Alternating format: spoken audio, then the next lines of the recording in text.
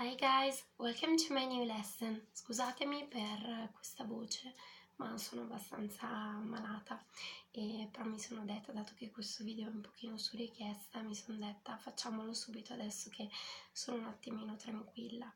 Allora, today's topic is tips and tricks you can use for job interviews.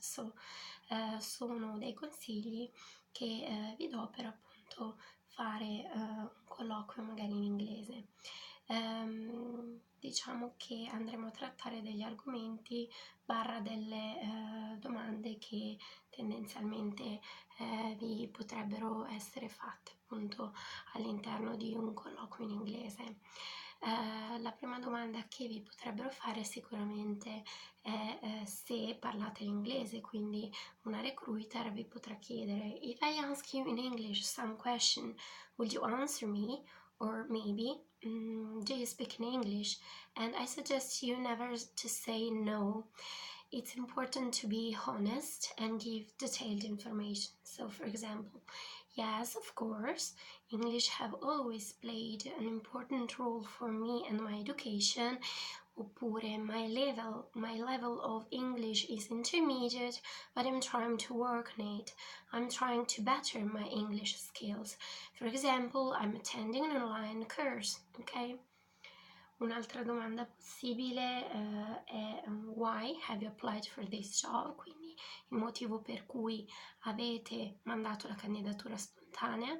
Una possibile risposta può essere: I applied for this job because of the interest I have in the role and because of the dimension of the company. Quindi sono interessata perché magari mi interessa in particolare il ruolo, magari qualche caratteristica precisa del ruolo, o eventualmente perché avete già esperienza nel ruolo, e sicuramente magari ci può essere, ecco, una variabile quale appunto la dimensione che ha l'azienda, e quindi vi interessa magari un'azienda multinazionale, eccetera. Una recruiter può sicuramente chiedervi anche: tell me a little bit about yourself. Could you please do a presentation of yourself in English? Oppure, do you have a similar experience in this field or in this sector? Quindi tell me a little bit about yourself è fare una presentazione un pochino generica di quello che è il tuo curriculum, delle tue esperienze lavorative, ecco. L'importante è non divagare, essere precisi, andare subito al punto. Quindi you have to be concise, to be precise, and do not ramble, quindi non divagare. Piuttosto, you have to get to the point, ok? Devi andare al punto. E un consiglio che vi dico è registratevi e poi riascoltatevi. Sicuramente è un modo intelligente per imparare, capire come siete voi parlando e capire eventualmente gli errori che fate e, diciamo, correggere il tutto e modificare sicuramente il tiro. E allora poi un'altra possibile domanda è: how do you see yourself in 5 years? Quindi in 5 anni, scusatemi, come vi vedete? E una possibile risposta può essere: in 5 years I would like to have learned a lot, because I think that training never stops. I think that I would like to have a role that permits me to work in a good team, that permits me to use my leadership style, my leadership competencies, and so on. Ok? Quindi mi piacerebbe comunque lavorare in un buon team che mi permetta di utilizzare, ecco, la mia leadership, magari le conoscenze delle lingue, se eventualmente, ecco, è diciamo un team internazionale, ecco. Un'altra domanda sicuramente che vi è già capitata è: quali sono i tuoi punti di forza e i tuoi punti di debolezza? Quindi in English sarà: what are your weaknesses and strengths?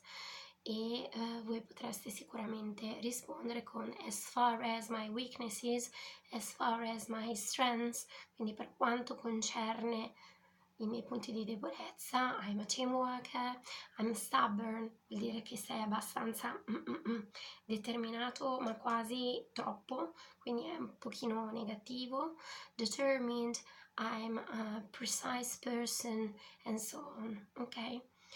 Poi un'altra domanda può essere: Have you ever dealt with a difficult and challenging situation?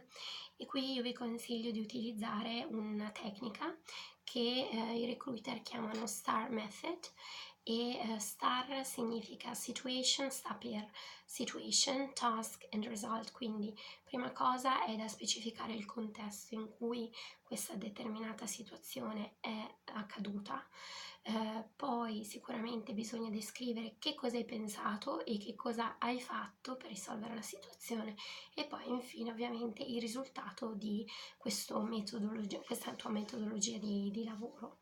For example, I can say maybe our team leader and some other senior members of our team were absent, and we had to reorganize our priorities alone. Quindi poi spiegate eventualmente che cosa è successo, ecco, e alla fine direte finally we managed to do everything well. Quindi siamo riusciti a raggiungere i nostri risultati e a cavarcela in modo positivo. Un'altra e ultima domanda che sicuramente vi faranno è: what is the main difference between you and the others? Quindi qual è la differenza tra te e altre persone che si sono candidate? Quindi le recruiter vi potranno sicuramente chiedere in modo molto diretto: why should I hire you? Cosa significa?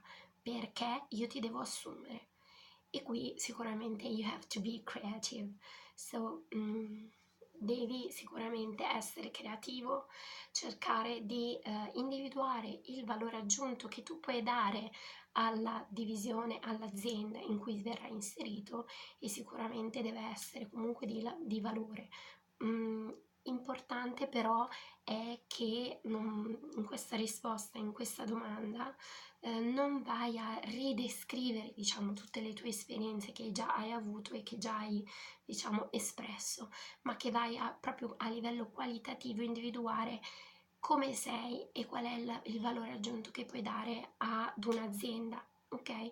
Sicuramente questo io non posso darti una risposta o un consiglio da questo punto di vista, perché è una tua cosa specifica in base ovviamente a il job, quindi la job description che c'è dietro, quindi su questo devi fare un pochino più di riflessione tu. Bene, questo era un video su richiesta, come vi dicevo. Un altro video su richiesta che mi hanno chiesto è come scrivere il resume, come scrivere il proprio CV in English. Se ecco, vi può interessare questo argomento, vi chiederei gentilmente di scrivermelo qua sotto, così io vedo se effettivamente ne può valere la pena, e il prossimo video sarà appunto su questo. Se avete consigli scrivetemi qua sotto, iscrivetevi al canale e mettete un like. Bye bye!